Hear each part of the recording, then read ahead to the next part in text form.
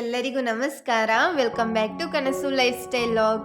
ಎಲ್ಲರೂ ಹೇಗಿದ್ದೀರಾ? ನಾನಂತೂ ತುಂಬ ಚೆನ್ನಾಗಿದ್ದೀನಿ. ನೀವು ಕೂಡ ಚೆನ್ನಾಗಿದ್ದೀರಾ ಅಂತ ಅಂದ್ಕೊಂಡಿದ್ದೀನಿ. ಸೊ ನಾನಿವತ್ತು ನಿಮ್ಮ ಜೊತೆ ಒಂದು ಯೂಸ್ಫುಲ್ ಆಗೋವಂತಹ ವಿಡಿಯೋನ ಶೇರ್ ಮಾಡ್ಕೋಬೇಕು ಅಂದ್ಕೊಂಡಿದ್ದೀನಿ.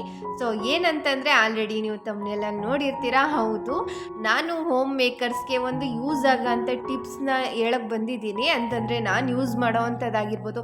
ಆಲ್ರೆಡಿ ನಿಮಗೆ ಗೊತ್ತಿದ್ದರೆ ಇಟ್ಸ್ ಓಕೆ, ಸ್ಕಿಪ್ ಮಾಡಿ. ಗೊತ್ತಿಲ್ಲ ಅಂದರೆ ಅದನ್ನು ಯೂಸ್ ಮಾಡ್ಕೊಳ್ಳಿ ಹೇಳ್ತೀನಿ. ಸೊ ನಾನು ಇವತ್ತು ನಿಮ್ಮ ಜೊತೆ ಬಂದ್ಬಿಟ್ಟು ಬೆಳಿಗ್ಗೆ ಟೈಮು ನಾವು ಇದೊಂದು ಸ್ವಲ್ಪ ಒಂದು 10 ಟಿಪ್ಸ್ನ ಫಾಲೋ ಮಾಡಿಕೊಂಡ್ರೆ ಸಾಕು. ಮನೆ ಬೆಳಗ್ಗೆಯಿಂದ ಸಂಜೆ ತನಕನೂ ನೀಟಾಗಿರುತ್ತೆ.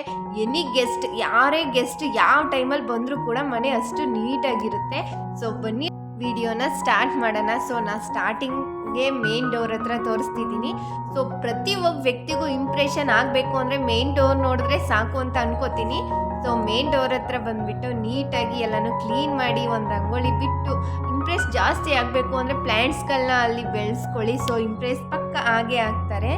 ಸೊ ಇಂಪ್ರೆಸ್ ಆದ ತಕ್ಷಣ ಒಂಥರ ಪಾಸಿಟಿವ್ ವೈಬ್ ಬಂದೇ ಬರುತ್ತೆ ಅಲ್ವಾ, ಎಷ್ಟು ನೀಟಾಗಿ ಇಟ್ಕೊಂಡಿದ್ದಾರೆ ಅನ್ನೋ ಥರ. ಸೊ ಹಾಗಾಗಿ ಆದಷ್ಟು ಮನೆ ಹೊರಗಡೆ ನೀಟಾಗಿ ಇಟ್ಕೊಳ್ಳೋಕೆ ಟ್ರೈ ಮಾಡಿ, ಆಯಿತಾ? ಸೊ ನೆಕ್ಸ್ಟ್ ಟಿಪ್ ಬಂದುಬಿಟ್ಟು, ಇವಾಗ ಸಿಟ್ಟಿಂಗ್ ಪ್ಲೇಸೇ ಅಲ್ವಾ ಜಾಸ್ತಿ ಅಟ್ರಾಕ್ಟ್ ಆಗೋದು. ಅಂದರೆ ಒಳಗಡೆಗೆ ಬಂದ ತಕ್ಷಣ ಫಸ್ಟ್ ಅವರು ಕೂತ್ಕೊಳ್ಳೋ ಜಾಗನ ನೋಡ್ತಾರೆ ಅಲ್ವಾ. ಸೊ ಹಾಗಾಗಿ ಕೂತ್ಕೊಳ್ಳೋ ಅಂಥ ಪ್ಲೇಸ್ನ ಕರೆಕ್ಟಾಗಿ ನೀಟಾಗಿ ಅರೇಂಜ್ ಮಾಡಿ ಇಡಿ. ಅಂದರೆ ಬೆಳಗ್ಗೆ ಎದ್ದ ತಕ್ಷಣ ನಾವು ಇದನ್ನು ಮಾಡೇ ಮಾಡ್ತೀವಿ ಅಲ್ವಾ, ನೀಟಾಗಿ ಕಸ ತೆಗಿತೀವಿ, ಬೆಡ್ ಸ್ಪ್ರೆಡ್ನೆಲ್ಲ ಕ್ಲೀನ್ ಮಾಡ್ತೀವಿ. ಸೊ ಈ ಥರ ಸಣ್ಣ ಪುಟ್ಟ ಕೆಲಸಗಳನ್ನ ಫಸ್ಟೇ ಬೆಳಗಿನ ಟೈಮೇ ನಾವು ಬೇಗ ಮಾಡ್ಕೊಂಬಿಟ್ರೆ ಆದಷ್ಟು ಮನೆ ನೀಟಾಗಿರುತ್ತೆ ಅಂತ. ಸೊ ಸಿಟ್ಟಿಂಗ್ ಪ್ಲೇಸ್ನ ಆದಷ್ಟು ನೀಟಾಗಿ ಇಟ್ಕೊಳ್ಳೋಕ್ಕೆ ಟ್ರೈ ಮಾಡಿ. ಅವ್ರು ಬಂದು ಅಲ್ಲೇ ಕೂತ್ಕೊಳ್ಳೋದಲ್ವ. ಸೊ ಹಾಗಾಗಿ ಅದು ಅಷ್ಟೊಂದು ಒದರಿರೋ ಥರ ಇರಬಾರ್ದು. ನೀಟಾಗಿದ್ದರೆ ನಿಮಗೂ ಕೂಡ ಇಷ್ಟ ಆಗುತ್ತೆ, ಮತ್ತು ಗೆಸ್ಟ್ ಆಗಿರ್ಬೋದು ಇಲ್ಲ ನಿಮ್ಮ ಮನೆಯವರಾಗಿರ್ಬೋದು, ಪ್ರತಿಯೊಬ್ರಿಗೂ ಅದು ಇಂಪ್ರೆಸ್ ಆಗೋ ಥರ ಅನಿಸ್ತಾ ಇರುತ್ತೆ. ಸೊ ಹಾಗಾಗಿ ಮತ್ತು ಫಿಲ್ಲರ್ಸ್ ಏನಾದ್ರು ಇದ್ದರೆ ಅದು ಲೂಸ್ ಅನ್ನಿಸ್ತಾ ಇದ್ದರೆ, ಲೂಸ್ ಅನ್ನೋದಕ್ಕಿಂತ ಇವಾಗ ಬೆಡ್ ಸ್ಪ್ರೆಡ್ನ ನೀವು ಚೇಂಜ್ ಮಾಡಬೇಕು ಅಂದರೆ ಸೋಫಾ ಕವರ್ನ ಚೇಂಜ್ ಮಾಡಬೇಕು ಅಂದರೆ ಅಲ್ಲಿ ಫಿಲ್ಲೋನ ವಾಶ್ ಮಾಡಿರ್ತೀರ ಅಲ್ವಾ, ಫಿಲ್ಲೋ ಕವರ್ಸ್ನ ಅದ್ರ ಒಳಗಡೆನೆ ಬೆಡ್ಶೀಟ್ನ ಹಾಕಿಟ್ಕೊಳ್ಳಿ. ಸೊ ಅದೊಂದು ಯೂಸ್ಫುಲ್ ಆಗಬಹುದು ಅಂತ ಅನ್ಕೋತೀನಿ. ಯಾರಿಗೂ ಗೊತ್ತಾಗಲ್ಲ, ಒಂಥರ ಫಿಲ್ಲೋ ಕಮ್ ಬೆಡ್ಶೀಟ್ ಕವರ್ ಅಂತಲೇ ಹೇಳಬಹುದು. ನೆಕ್ಸ್ಟ್ ಬಂದ್ಬಿಟ್ಟು ಟೀ ಕಾಫಿ ಇಡೋ ಟೇಬಲ್ಲು. ಸೊ ಅದು ಕೂಡ ಎಷ್ಟು ಇಂಪಾರ್ಟೆಂಟ್ ಅಲ್ವಾ. ನಾವು ಸೋಫಾ ಆಗಿರ್ಬೋದು, ಎಕ್ಸೆಟ್ರಾ ಏನೇ ಚೇರ್ಸ್ ಆಗಿರ್ಬೋದು, ಏನೇ ಆಗಿದ್ರು ಕೂಡ ಅದಾದಮೇಲೆ ಟೇಬಲ್ ಕೂಡ ಇಂಪಾರ್ಟೆಂಟ್ ಆಗುತ್ತೆ. ಸೊ ಆದಷ್ಟು ಟೇಬಲ್ ಕೂಡ ನೀಟಾಗಿ ಇಟ್ಕೊಳ್ಳೋಕೆ ಟ್ರೈ ಮಾಡಿ. ಒಂದ್ಸತಿ ಬೆಳಗ್ಗೆನೇ ನೀಟ್ ಮಾಡಿಬಿಟ್ರೆ ಅದು ಕೂಡ ಸರಿಯಾಗುತ್ತೆ. ನೆಕ್ಸ್ಟ್ ಟಿಪ್ ಬಂದ್ಬಿಟ್ಟು ಟಿ ವಿ ಯೂನಿಟ್ ಇಟ್ಟಿರ್ತೀವಲ್ವ, ಆ ಏರಿಯಾ ಕೂಡ ಅಷ್ಟೇ ನೀಟಾಗಿ ಇಟ್ಕೊಬೇಕು.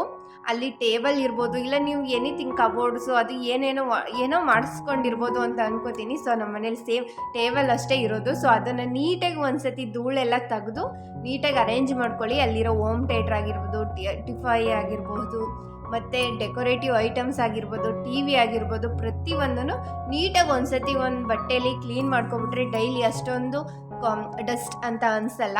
ಮತ್ತು ನೆಕ್ಸ್ಟ್ ಟಿಪ್ ಬಂದುಬಿಟ್ಟು, ಮನೇಲಿ ನಾವು ಡೆಕೋರೇಟಿವ್ ಮಾಡ್ತಿರ್ತೀವಿ ಅಲ್ವಾ, ಡೆಕೋರೇಟಿವ್ಗೆ ಅಂತಲೇ ಕೆಲವಿಷ್ಟು ಐಟಮ್ಸ್ಗಳನ್ನ ಇಟ್ಟಿರ್ತೀವಿ. ಸೊ ಅದನ್ನು ಇಡೋದಷ್ಟು ಮುಖ್ಯ ಅಲ್ಲ, ಅದನ್ನು ನೀಟಾಗಿ ಮೇಂಟೈನ್ ಮಾಡೋದು ಕೂಡ ಅಷ್ಟೇ ಇಂಪಾರ್ಟೆಂಟ್ ಆಗುತ್ತೆ. ಸೊ ಅದನ್ನು ಕೂಡ ನೀಟಾಗಿ ಇಟ್ಕೊಳ್ಳಿ.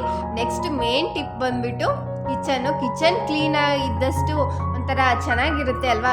ಆದಷ್ಟು ನೀವು ಸಿಂಕಲ್ಲಿರೋ ಪಾತ್ರೆಗಳೆಲ್ಲ ವಾಶ್ ಮಾಡಿ. ಸೊ ವಾಶ್ ಮಾಡಿದ ತಕ್ಷಣ ಆ ಪಾತ್ರೆಗಳನ್ನ ಆ ಪ್ಲೇಸ್ಗೆ ಇಟ್ಬಿಡಿ. ಸೊ ಅಡುಗೆ ಆಗಿರ್ಬೋದು ಇಲ್ಲ ಟಿಫನ್ ಆಗಿರ್ಬೋದು, ಎನಿಥಿಂಗ್ ನೀವು ಏನೇ ಮಾಡಿದರೂ ಕೂಡ ಮಾಡಿದಾದಮೇಲೆ ಅಟ್ಲೀಸ್ಟ್ ಸ್ವಲ್ಪ ನೀಟಾಗಾದರೂ ಗ್ಯಾಸ್ ಸ್ಟವ್ನ ಡೀಪಾಗಿ ಕ್ಲೀನ್ ಮಾಡೋಕ್ಕಾಗಲ್ಲ ಅಂದ್ರೂ ಜಸ್ಟ್ ಸಿಂಪಲ್ಲಾಗಾದ್ರೂ ಗ್ಯಾಸ್ ಸ್ಟವ್ ಆಗಿರ್ಬೋದು ಮತ್ತು ಸೆಲ್ಫ್ ಆಗಿರ್ಬೋದು ಅದನ್ನೆಲ್ಲ ನೀಟಾಗಿ ಒಂದ್ಸತಿ ಒರೆಸ್ಕೊಬಿಡಿ. ಸೊ ಆವಾಗ ಇಂಪ್ರೆಷನ್ ಆಗಬಹುದು ಕೂಡ ಚೆನ್ನಾಗೂ ಇರುತ್ತೆ, ನೀಟಾಗೂ ಇರುತ್ತೆ. ಸೊ ನೀವು ಕ್ಲೀನ್ ಮಾಡ್ದಂಗೂ ಆಗುತ್ತೆ, ಬೇಗ ಕೆಲಸ ಕೂಡ ಮುಗ್ದಂಗೆ ಅನಿಸುತ್ತೆ. ಯಾವುದೇ ರೀತಿ ಟೆನ್ಷನ್ ಕೂಡ ಇರಲ್ಲ ಅಲ್ವಾ. ಗೆಸ್ಟ್ಗಳೆಲ್ಲ ಬರ್ತಾರೇನೋ, ಇಲ್ಲ ಒಂದೊಂದು ಟೈಮ್ ಆಗೋಗ್ಬಿಡುತ್ತೆ ಅಲ್ವಾ. ನಮ್ಮ ಮನೇನ ನೀಟಾಗಿ ಇಟ್ಕೊಂಡಿರ್ತೀವಿ, ಬಟ್ ಆ ಟೈಮಲ್ಲಿ ಯಾರೂ ಕೂಡ ಗೆಸ್ಟ್ ಬಂದಿರಲ್ಲ. ಬಟ್ ನಾವು ಏನೋ ಒಂದು ಸ್ವಲ್ಪ ಕೆಲಸದ ಟೈಮಲ್ಲಿ ನಾವು ಮನೇನ ಅಷ್ಟು ನೀಟ್ ಮಾಡಿರಲ್ಲ, ಕಸ ತೆಗ್ದಿರಲ್ಲ, ನೀಟಾಗಿ ಇಟ್ಕೊಂಡಿರಲ್ಲ. ಸೊ ಆ ಟೈಮಲ್ಲೇ ಗೆಸ್ಟ್ ಬರೋರು ಅಂತ ತುಂಬ ಅದು ಜಾಸ್ತಿ ನಡೀತಾನೆ ಇರುತ್ತೆ ಅಲ್ವಾ, ಕೋಇನ್ಸಿಡೆಂಟು. ಸೊ ಹಾಗಾಗಿ ಕೆಲವೊಂದು ಟಿಪ್ಸ್ಗಳನ್ನ ನೀವು ಅನುಸರಿಸ್ಕೊಬಿಟ್ರಂತೂ ಆರಾಮಾಗಿ ಡೈಲಿ ಕೂಡ ನಿಮ್ಮನೆ ಅಷ್ಟು ನೀಟಾಗಿರುತ್ತೆ ಅಂದರೆ ಹೇಳೋಕ್ಕೆ ಆಗಲ್ಲ. ಅಷ್ಟು ನೀಟಾಗಿ ನೀವು ಕೂಡ ಇಟ್ಕೋಬಹುದು, ಡೈಲಿನೂ ಇಟ್ಕೋಬೋದು. ಅಟ್ಲೀಸ್ಟ್ ಆಗಲ್ಲ ಅಂದರೆ ಯಾರು ಅಂದರೆ ಮಕ್ಕಳಿರೋ ಮನೇಲಿ ಹಾಗೆ ಆಗುತ್ತೆ ಗಲೀಜು. ಬಟ್ ಇಲ್ಲ ದೊಡ್ಡವರಾಗಿರ್ತಾರೆ ಅಲ್ವಾ. ಸೊ 2 ಡೇಸ್ಗೆ ಒಂದ್ಸತಿ ಆದರೂ ಮೇಂಟೈನ್ ಮಾಡೋ ಥರ ಇರೋರ ಮನೇಲಂತೂ ಆರಾಮಾಗಿ ಮೇಂಟೈನ್ ಮಾಡಬಹುದು. ಸೊ ನೆಕ್ಸ್ಟ್ ಟಿಪ್ ಬಂದುಬಿಟ್ಟು ರೂಮ್ ಆಗಿರ್ಬೋದು, ಇಲ್ಲ ನಿಮ್ಮ ಮನೆಯವರೇ ಯಾರಾದರೂ ಮಲ್ಕೊಡೋ ಬೆಡ್ ಆಗಿರ್ಬೋದು. ಸೊ ಅದನ್ನೆಲ್ಲ ಬೆಡ್ಶೀಟ್ನೆಲ್ಲ ನೀಟಾಗಿ ಅರೇಂಜ್ ಮಾಡ್ಕೊಳ್ಳಿ. ಸೊ ಅಲ್ಲಿಗೂ ಕೂಡ ಬರ್ತಾರೆ ಅನ್ನೋ ಥರ ಏನಿಲ್ಲ ಗೆಸ್ಟು. ಅಕಸ್ಮಾತ್ ಯಾರಾದರೂ ಅಪರೂಪಕ್ಕೆ ಬರೋರಾಗಿರ್ಬೋದು, ಬಂದಾಗ ಮನೇನ ಒಂದ್ಸತಿ ನೋಡ್ತಾರೆ ಅಲ್ವಾ. ಸೊ ಹಾಗಾಗಿ ಹೇಳಿದೆ ಅಷ್ಟೇ, ಕಿಚನ್ ನೋಡ್ತಾರೆ, ಬೆಡ್ರೂಮ್ ನೋಡ್ತಾರೆ, ಪ್ರತಿಯೊಂದನ್ನು ವಾಚ್ ಮಾಡ್ತಾರೆ ಅಲ್ವಾ. ಸೊ ಹಾಗಾಗಿ ಪ್ರತಿಯೊಂದನ್ನು ನೀಟಾಗಿ ಇಟ್ಕೊಳ್ಳಿ. ಸೊ ನಿಮಗೂ ಕೂಡ ಒಂಥರ ಪಾಸಿಟಿವಿಟಿ ಜಾಸ್ತಿನೂ ಆಗುತ್ತೆ, ಮತ್ತು ಬಂದವ್ರಿಗೂ ಕೂಡ ಇಷ್ಟ ಆಗುತ್ತೆ. ಸೊ ಹಾಗಾಗಿ ನೆಕ್ಸ್ಟ್ ಬಂದುಬಿಟ್ಟು ನೀವು ಯೂಸ್ ಮಾಡೋವಂಥ ಡ್ರೆಸ್ಸಿಂಗ್ ಟೇಬಲ್ ಆಗಿರ್ಬೋದು, ಇಲ್ಲ ನೀವು ಜಾಸ್ತಿ ಟೈಮ್ ಇವಾಗ ರೆಡಿ ಆಗಬೇಕು ಅಂದಮೇಲೆ ಅಫ್ಕೋರ್ಸ್ ಅಲ್ಲಿ ಚಲ್ಲಪಿಲ್ಲಿ ಮಾಡಿರ್ತೀವಿ ಅಲ್ವಾ. ಅಂದರೆ ರೆಡಿಯಾಗಿ ಫಂಕ್ಷನ್ಸ್ಗೆ ಹೋಗೋರ ಥರ ರೆಡಿ ಆಗದೆ ಇದ್ರೂ ಡೈಲಿ ಮನೇಲಿ ರೆಡಿ ಆಗೋಕ್ಕಾದ್ರೂ ನಾವು ಯೂಸ್ ಮಾಡ್ತೀವಿ ಅಲ್ವಾ ಡ್ರೆಸ್ಸಿಂಗ್ ಟೇಬಲ್ನ. ಸೊ ಹಾಗಾಗಿ ಅದನ್ನು ಕೂಡ ನೀಟಾಗಿ ಅರೇಂಜ್ ಮಾಡಿ, ಸ್ವಲ್ಪ ಧೂಳೆಲ್ಲ ಇದ್ದರೆ ಅದನ್ನ ನೀಟಾಗಿ ಕ್ಲೀನ್ ಮಾಡ್ಕೊಳ್ಳಿ. ಮತ್ತು ವಾರ್ಡ್ರೂಬ್ ಆಗಿರ್ಬೋದು, ಪ್ರತಿಯೊಬ್ಬರು ವಾರ್ಡ್ರೂಬ್ನ ಚೆಕ್ ಮಾಡ್ತಾರೆ ಅಂತ ಅನ್ಕೋತೀನಿ. ಆದರೆ ಅಪರೂಪಕ್ಕೆ ಬರೋರು ಇಲ್ಲ ಕ್ಲೋಸ್ ಆಗಿರೋರು, ಸೊ ಅವ್ರು ಬಂದು ಚೆಕ್ ಮಾಡಿಲ್ಲ ಅಂದರೂ ನಿಮಗೋಸ್ಕರನಾದರೂ ನೀಟಾಗಿ ಇಟ್ಕೊಳ್ಳಿ. ಸೊ ಅದಾದಮೇಲೆ ನೆಕ್ಸ್ಟ್ ಟಿಪ್ ಬಂದುಬಿಟ್ಟು ಬಟ್ಟೆಗಳನ್ನ ನಾವು ಸ್ನಾನ ಮಾಡಿದ್ದೀವಿ ಅಂದ್ಬಿಟ್ಟು ಸುಮ್ಮನೆ ತೊಗೊಂಡೋಗಿ ಇಟ್ಬಿಡೋದು ಅಷ್ಟೊಂದು ಚೆನ್ನಾಗಿ ಕಾಣಿಸೋದಿಲ್ಲ ಅಲ್ವಾ. ಸೊ ಒಂಥರ ಬೇರೆ ಥರ ಅಸಹ್ಯ ಅನ್ನೋ ಥರ ಫೀಲ್ ಆಗ್ತಾ ಇರುತ್ತೆ. ಸೊ ಹಾಗಾಗಿ ಆದಷ್ಟು ನೀವು ಬಟ್ಟೆಗಳನ್ನ ಯೂಸ್ ಮಾಡ್ತೀರಲ್ವ, ಆದಷ್ಟು ವಾಷಿಂಗ್ ಮಿಷಿನ್ಗೆ ಹಾಕ್ಬಿಡಿ. ಅದ್ರ ಪಾಡ್ಗೆ ಅದು ವಾಶ್ ಆಗುತ್ತೆ. ಬೆಳಗಿನ ಟೈಮ್ ಈ ಕೆಲಸ ಮಾಡಿಬಿಟ್ರಂತೂ ನೀವು ಬೇರೆ ಕೆಲಸ ಮಾಡೋ ಅಷ್ಟರಲ್ಲಿ ಬಟ್ಟೆ ಕೂಡ ವಾಶ್ ಆಗುತ್ತೆ ಅಲ್ವಾ. ಸೊ ಅಟ್ ಎ ಟೈಮ್ 2 ಕೆಲಸ ಆಗುತ್ತೆ, ಮತ್ತು ನಿಮಗೂ ಒಂಥರ ಖುಷಿ ಆಗುತ್ತೆ, ಕೆಲಸಗಳು ಫ್ರೀ ಅಂತ ಅನಿಸುತ್ತೆ. ಸೊ ಮತ್ತು ನೆಕ್ಸ್ಟ್ ಟಿಪ್ ಬಂದುಬಿಟ್ಟು ನೀವು ಯೂಸ್ ಮಾಡೋ ಏನೇ ಆಗಿರ್ಬೋದು, ನೀವೇನಾದರೂ ಬುಕ್ಸ್ ಓದ್ತೀರಾ ಅಂತಂದರೆ ಬುಕ್ಸ್ ಟೇಬಲ್ ಆಗಿರ್ಬೋದು, ಇಲ್ಲ ನೀವು ಟೈಲರಿಂಗ್ ಮಾಡ್ತಿದ್ರೆ ಟೈಲರಿಂಗ್ ಮಿಷಿನ್ ಏನಕ್ಕಾದರೂ ಒಂದಕ್ಕಾದರೂ ಯೂಸ್ ಮಾಡಿರ್ತೀರ ಅಲ್ವಾ. ಸೊ ಮಾಡಾದ್ಮೇಲೆ ತಕ್ಷಣ ಅದನ್ನು ಕ್ಲೀನ್ ಮಾಡಿಬಿಡ್ತೀರಾ ಇಲ್ಲ. ಸೊ ಹಾಗಾಗಿ ಅದನ್ನು ಕೂಡ ಕ್ಲೀನಾಗಿ ಇಟ್ಕೊಳ್ಳಿ.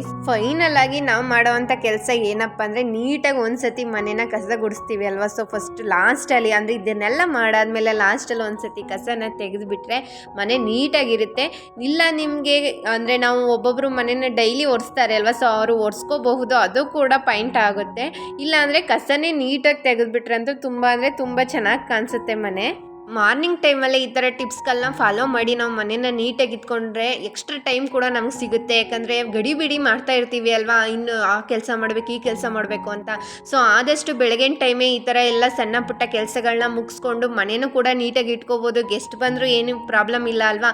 ಆದಷ್ಟು ನಮಗೆ ಜಾಸ್ತಿ ಟೈಮ್ ಸಿಗುತ್ತೆ. ಮತ್ತು ನಾವೇನಾದ್ರು ಹೊಸ್ದಾಗಿ ಕಲಿಬೇಕು ಅಂತಿದ್ರೆ ಇಲ್ಲ ಎಕ್ಸ್ಟ್ರಾ ಕೆಲಸಗಳು ಇದ್ದೇ ಇರುತ್ತೆ ಅಲ್ವಾ. ಅಡುಗೆ ಮಾಡೋದಾಗಿರ್ಬೋದು, ಮತ್ತು ಇನ್ನೊಂದು ಯಾವುದಾದ್ರೂ ಇದ್ದೇ ಇರುತ್ತೆ. ಸೊ ಆ ಕೆಲಸ ಎಲ್ಲ ಮಾಡ್ಕೊಳ್ಳೋಕ್ಕೆ ಫ್ರೀ ಟೈಮ್ ಸಿಗುತ್ತೆ. ಸೊ ಇದಾಗಿತ್ತು ಫ್ರೆಂಡ್ಸ್ ಇವತ್ತಿನ ವಿಡಿಯೋ. ಸೊ ಐ ಹೋಪ್ ಈ ವಿಡಿಯೋ ನಿಮಗೆ ಯೂಸ್ ಆಗುತ್ತೆ ಅಂತ ನನಗೆ ಗೊತ್ತಿರೋಂಥ ಕೆಲವೊಂದು ಟಿಪ್ಸ್ಗಳನ್ನ ನಿಮ್ಮ ಜೊತೆ ಶೇರ್ ಮಾಡ್ಕೊಂಡಿದ್ದೀನಿ. ಸೊ ಈ ವಿಡಿಯೋ ಏನಾದರೂ ಇಷ್ಟ ಆಗಿದ್ರೆ ಪ್ಲೀಸ್ ಲೈಕ್ ಮಾಡಿ, ಶೇರ್ ಮಾಡಿ, ಕಮೆಂಟ್ ಮಾಡಿ ಆಯಿತಾ. ಯಾರೆಲ್ಲ ನನ್ನ ಚಾನಲ್ನ ಹೊಸದಾಗಿ ನೋಡ್ತಿದ್ದೀರಾ ಪ್ಲೀಸ್ ಸಬ್ಸ್ಕ್ರೈಬ್ ಮಾಡ್ಕೊಂಡು ವಿಡಿಯೋನ ನೋಡಿ. Thank you.